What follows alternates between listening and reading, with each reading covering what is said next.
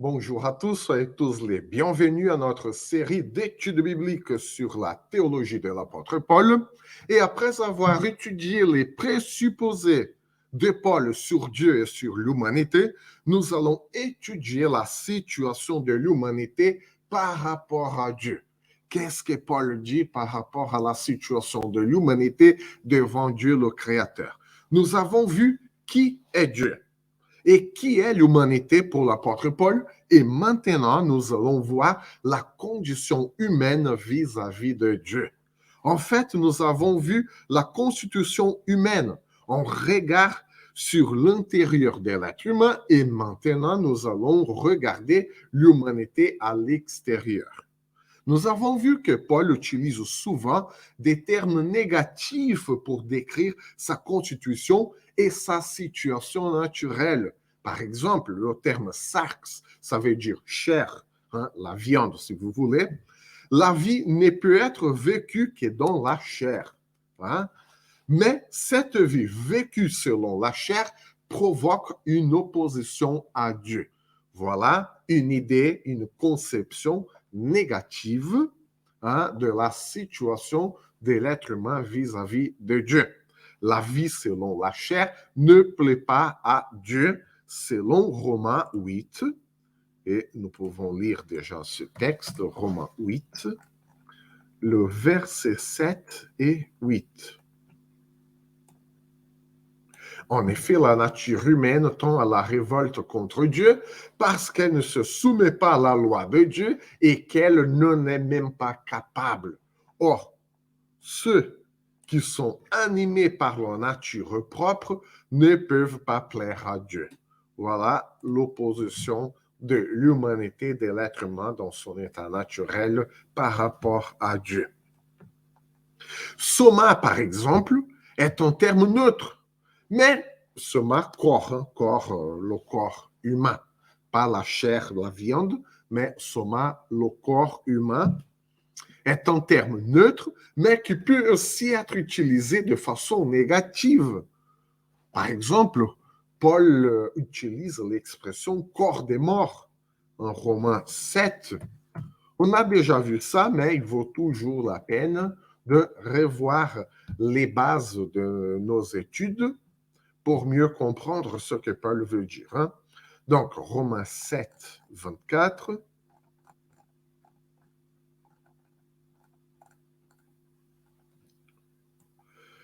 Malheureux être humain que je suis, qui me délivrera de ce corps de mort? Voilà, soma, un terme neutre, utilisé de façon négative, corps de mort. Ou corps de péché. En Romains 6, le verset 6. Nous savons que notre vieil homme a été crucifié avec lui afin que le corps du péché soit réduit à l'impuissance et qu'ainsi nous ne soyons plus esclaves du péché. Voilà, corps du péché, le terme neutre soma, corps, utilisé de façon négative. Au milieu, soma ou corps, le corps est mortel et le corps, le soma, a besoin d'être racheté. Voilà encore une autre façon négative de faire référence à un terme neutre, alors que chair, le sarx, c'est toujours négatif, qui fait opposition à Dieu. Donc, le corps est mortel, a besoin d'être racheté. On continue dans le chapitre 6 de Romains, le verset 12. Que le péché ne règne donc plus dans votre corps mortel pour vous soumettre à lui par ses désirs. Ou que le péché ne règne donc plus dans votre soma, dans votre corps, dans votre partie physique, pour vous soumettre à lui par ses désirs. Et Romains chapitre 8, les versets 10 et 11. Et si Christ est en vous, votre corps, soma, il est vrai, est mort à cause du péché, mais votre esprit est vie à cause de la justice. Et si l'esprit de celui qui a ressuscité Jésus habite en vous, celui qui a ressuscité Christ rendra aussi la vie à votre corps mortel par son esprit qui habite en vous. Donc, le corps, le soma, neutre, un terme neutre, utilisé de façon négative. Le corps, le soma, est mortel et a besoin d'être racheté parce que le péché est incrusté en lui. Donc, également, le terme nous, c'est pas nous, le terme nous, la mentalité, peut être utilisé d'une façon neutre, mais il a été aussi corrompu. Voilà la façon négative de faire référence à la mentalité aussi corrompue. Nous lisons de la mentalité disqualifiée en Romains chapitre 1er, Romains 1, 28.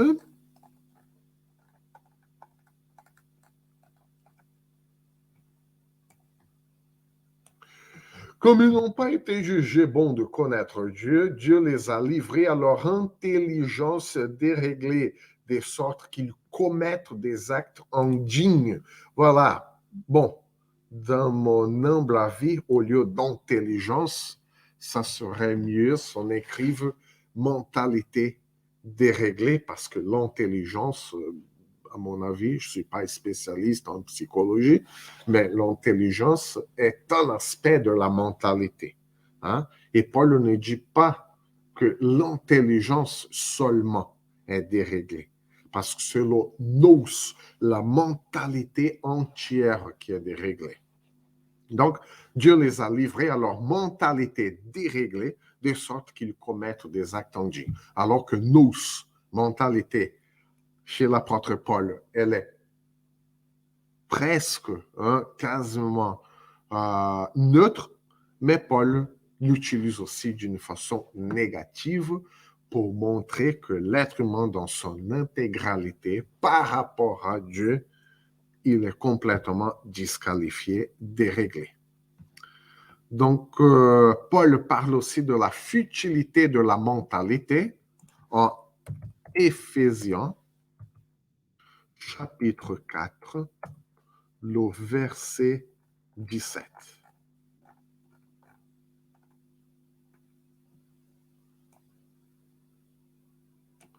Voici donc ce que je dis et ce que j'affirme dans le Seigneur.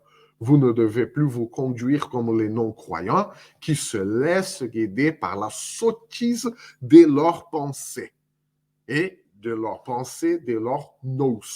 Hein? L'intégralité de la mentalité et d'où sort la pensée, effectivement. Et Paul utilise aussi le terme neutre nous, mentalité, d'une façon négative en Colossiens, chapitre 2, dans le verset 18, lorsqu'il affirme que la mentalité est charnelle.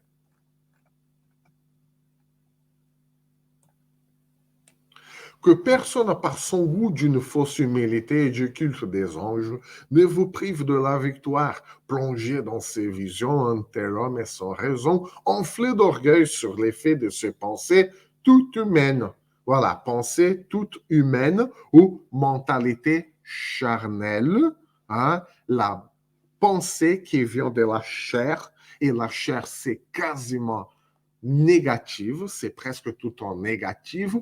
Donc, Paul prend un terme qui est utilisé de façon systématiquement négative pour rejoindre un terme neutre comme la mentalité, le nous, pour donner à ce terme neutre, nous, la mentalité, une connotation aussi négative. Et donc, voilà la pensée toute humaine. Et c'est bien la pensée toute humaine, on peut dire, mais justement, nous sommes des êtres humains, nos pensées, ce sont des pensées des êtres humains. Alors que non, Paul dit que nos pensées sont déréglées. Nos pensées, ce sont des pensées charnelles liées à la chair. Et la chair corrompue, donc les pensées toutes humaines là, ça veut dire les pensées corrompues. Hein? Ce n'est pas les pensées toutes humaines dans le sens que nous sommes des êtres humains. Et si nous sommes des êtres humains, nos pensées sont des pensées humaines. Non. Pensée toute humaine, ça veut dire pensée corrompue. Et aussi, l'accusation de Paul en Romains, voilà, qu'on rentre dans le domaine des accusations de Paul à toute l'humanité.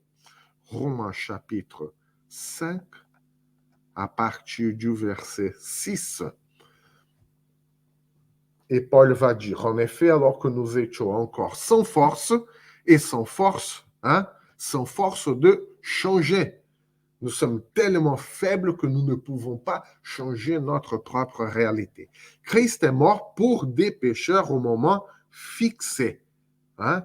Christ est mort pour des impies, pour des pécheurs. Ça veut dire un comportement scandaleux. À peine accepteront... non, là, j'ai deux versions. Je vais lire dans la version que je vous ai mis à côté. À peine mourra-t-on pour un juste. Peut-être accepterait-on de mourir pour quelqu'un de bien. Voilà, juste et bien. Mais voici comment Dieu prouve son amour envers nous, alors que nous étions encore des pécheurs. Paul souligne cette idée, Paul répète cette idée, Christ est mort pour nous.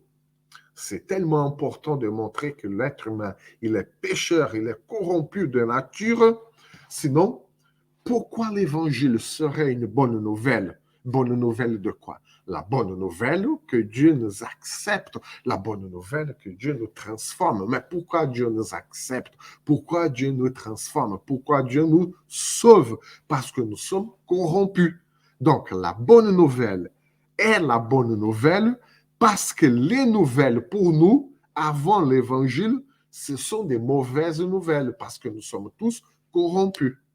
Et donc, si nous sommes tous corrompus, nous sommes confrontés à cette réalité, l'évangile devient la bonne nouvelle parce que notre corruptibilité peut être défaite et Dieu peut nous transformer. Voilà pourquoi c'est tellement important de montrer le péché de l'humanité, combien l'être humain est pécheur de sa propre nature. Puisque nous sommes maintenant considérés comme justes grâce à son sang, nous serons à bien plus forte raison sauvés par lui de la colère de Dieu. Voilà pourquoi l'évangile est la bonne nouvelle. Parce qu'avant la bonne nouvelle, il faut dire la mauvaise nouvelle. Nous sommes pécheurs corrompus.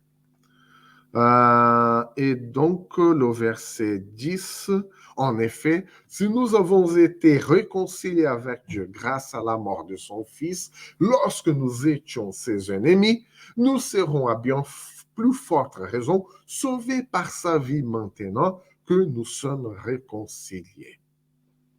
Donc, voilà la bonne nouvelle. Et ennemi, là, ça veut dire complètement opposé. Hein? Nous étions ses ennemis. Évidemment, l'être humain, dans sa petitesse, dans son état d'humiliation devant Dieu le Créateur, ne peut pas être son ennemi comme quelqu'un égal. Non, mais nous étions complètement opposés. C'est là le sens d'ennemi. C'est pas ennemi dans le sens de quelqu'un qui s'oppose à l'autre dans les forces égales. Non, c'est pas ça. Nous étions des ennemis vis-à-vis de Dieu. Nous étions des ennemis de Dieu parce que nous sommes opposés à la vie de Dieu, à la vie que Dieu veut nous donner depuis la Genèse 3. Donc, l'humanité n'est pas seulement faible, c'est-à-dire l'humanité n'a aucune volonté, aucun désir de changer sa condition, mais l'humanité, elle est aussi impitoyable. L'humanité n'a aucune volonté, n'a aucun désir de changer sa condition, et en plus, l'humanité, tout être humain est impitoyable. D'ailleurs, c'est la même accusation que Paul fait dans l'ouverture de la lettre aux Romains, Romains 1, le verset 18.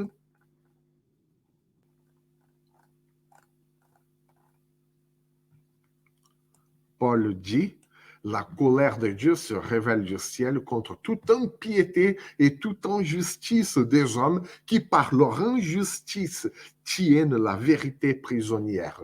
Donc, au-delà de n'avoir aucune volonté, aucun désir de changer sa condition, l'humanité est aussi impitoyable.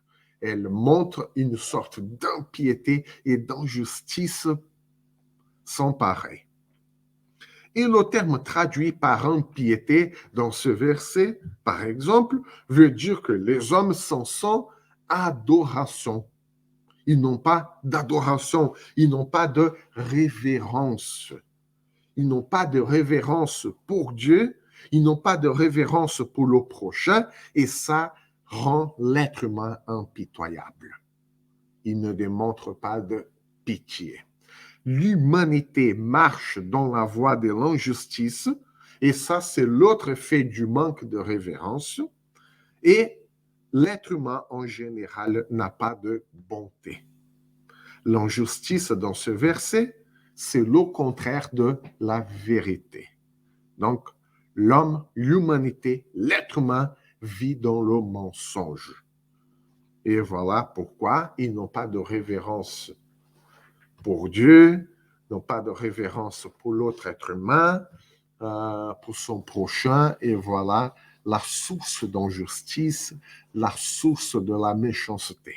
Et donc voilà, ça montre bien que Dieu n'est pas l'auteur du mal, c'est l'être humain qui a implanté le mal dans la vie lorsqu'il a péché, lorsqu'il a rompu sa relation avec Dieu.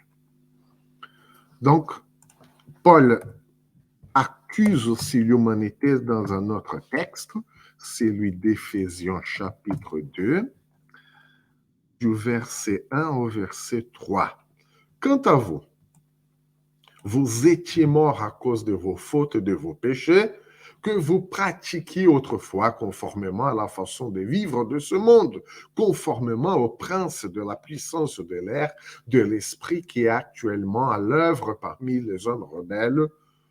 Nous tous aussi, nous étions de leur nombre. Notre conduite était dictée par les désirs de notre nature propre, puisque nous accomplissions les volontés de la nature humaine et de nos pensées, et nous étions par notre condition même destinés à la colère, tout comme les autres.